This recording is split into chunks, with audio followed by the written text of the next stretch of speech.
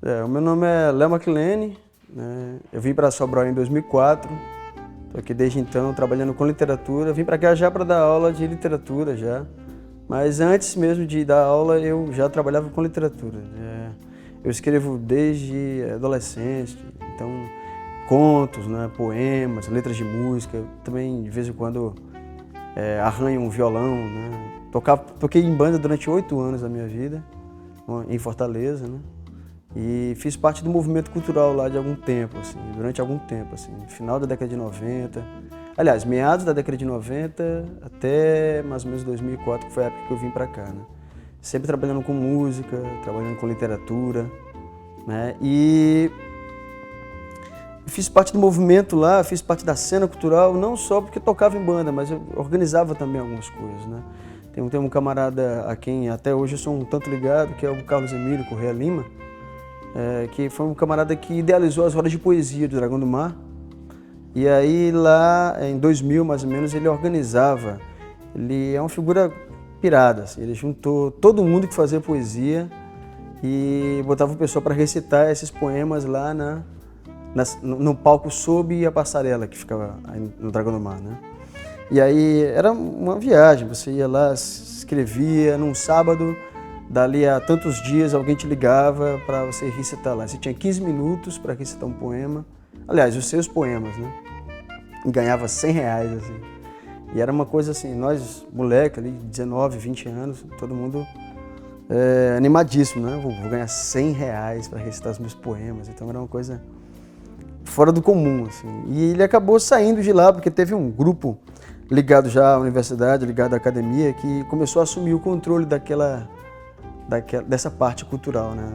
Do cenário de Fortaleza. Primeiro começou pelo Dragão do Mar, depois chegou na Fundação de Cultura, depois chegou a Secretaria de Cultura do Estado, enfim. Então, essa patota que chegou, tomou o lugar do Carlos Emílio, também, nem tomou não, porque o cara é meio louco mesmo, né?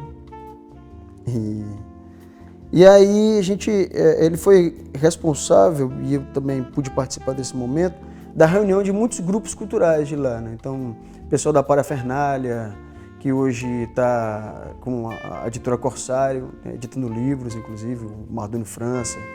Tem o Didier Mocore, que na verdade na época era também da Parafernália, que era um poeta, que é o Irá dos Reis, né? Tem a Dama da Noite, que é uma fanzineira também, que foi lá de Fortaleza, a Fernanda Meirelles, que começou esse movimento de fanzine lá em Fortaleza, né? Pessoal da Ordem dos Versáticos, alguns estão trabalhando com o coral da UFC, né? Outros estão trabalhando com teatro na cidade. Então, havia um movimento, e eu pude participar desse movimento, e muito efervescente, né? Da área cultural, mas também da área literária, assim. Então, naquele momento a gente não publicava ainda, né? Todo mundo publicava só fanzines, pequenos fanzines. Eu fazia um fanzine que chamava Pastilha, que na verdade era um papelzinho, um papelote, onde havia escrito alguns poemas meus. Porque os meus poemas, na verdade, eles não são longos, né? Eles são quase máximas filosóficas, né?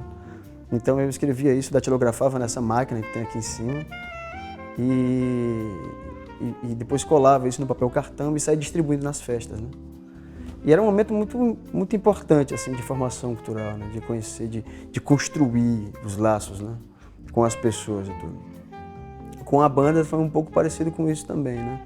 Eu era, na época, ligado ao pessoal da Associação Cearense do Rock.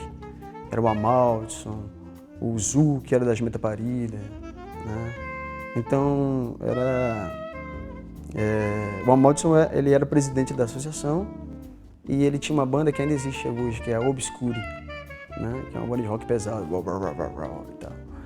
E aí, foi uma época também interessante dessa época de banda, né? A gente organizou alguns festivais lá, o Forcaus, que existe até hoje, né? A gente chegou a organizar os dois Forcaus antes de eu vir para cá, para Sobral. E aí, em 2004, foi que surgiu a oportunidade de vir para cá, para trabalhar dando aula de literatura africana, né? Então, na época, eu sabia muito pouco, conhecia o que eu tinha estudado na faculdade, né? Então, eu conhecia Mia Couto, que é um escritor moçambicano, conhecia Agualusa, que é um escritor angolano, né? Mas no geral era só isso, né? Os mais recentes, que o professor, na época era Roberto Pontes, professor Roberto Pontes, da UFC, passava pra gente nas aulas normal, né? E aí eu vim para cá, passei mais ou menos uns 3 meses sem ministrar aula, porque eu já cheguei no meio do semestre. E foi interessante, porque naquele momento estava acontecendo uma Bienal do Livro em Fortaleza e era uma Bienal em que se preocupava a falar a respeito dos escritores latino-americanos e também africanos de língua portuguesa, né? Então, eu pude conversar um pouco também com esses escritores, assim, tete a tete, né? Nessa Bienal do Livro, né?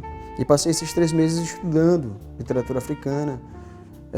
Em 2009 eu fui fazer um mestrado em Brasília, na UNB, em literatura africana, né? Trabalhando com Água Luz e tudo, então pude me aprofundar um pouco mais nisso, né?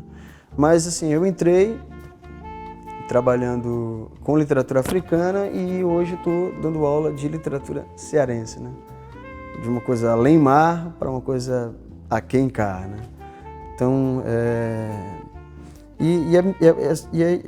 para mim é gostoso trabalhar com literatura cearense porque não é só uma coisa que eu leio, né? É uma coisa que eu vivenciei. Então, quando eu estou falando do Willo Barroso, quando eu estou falando do Oswald Barroso, do Carlos Emílio, quando eu estou falando do Irá dos Reis, do Mardônio França, eu estou falando de amigos, na verdade, né? Do Pedro Salgueiro, né? Do Luciano Bonfim, que é também professor aqui do curso de pedagogia. O professor Dimas Carvalho também, que é escritor, né? Está lançando agora recentemente um livro dele, Sombra no Espelho, acho que é o nome do título do livro. E aí,